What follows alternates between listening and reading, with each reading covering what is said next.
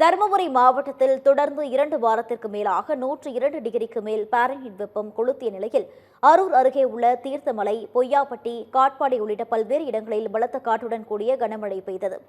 பாளையம், வீரப்பநாயக்கன்பட்டி உள்ளிட்ட பகுதிகளில் ஆங்காங்கே ஆலங்கட்டி மழையும் பெய்தது. சுமார் 1 மணி நேரத்திற்கு மேலாக பெய்த மழையால் மக்கள் மகிழ்ச்சியடைந்தனர். கொடைக்கானலில் 2 நாட்களாக மாலை நேரங்களில் இடியுடன் கூடிய கனமழை பெய்து வரக்கூடிய நிலையில் பனிப்பொழிவும் ஏற்பட்டது. இந்த நிலையில் வாகன ஓட்டிகள் முகப்பு விளக்குகளை எரியவிட்டு ஆமை வேகத்தில் நகர்ந்து சென்றனர். மேலும் அடர்ந்த பனிமூட்டத்துடன் மிதமான சாரல் மழை காரணமாக கொடைக்கானல் மற்றும் அதன் சுற்றுவட்டார பகுதிகளில் குளிர்ச்சியான சூழல் ஏற்பட்டுள்ளது. இந்நிலையில் சேலம் சுற்றுவட்டார பகுதிகளில் வீசிய திடீர் புழுதி புயலால் சாலையோர கடை வியாபாரிகள் பெரிதும் பாதிக்கப்பட்டனர்.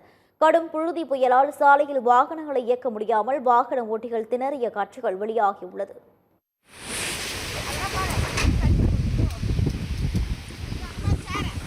வரலாறு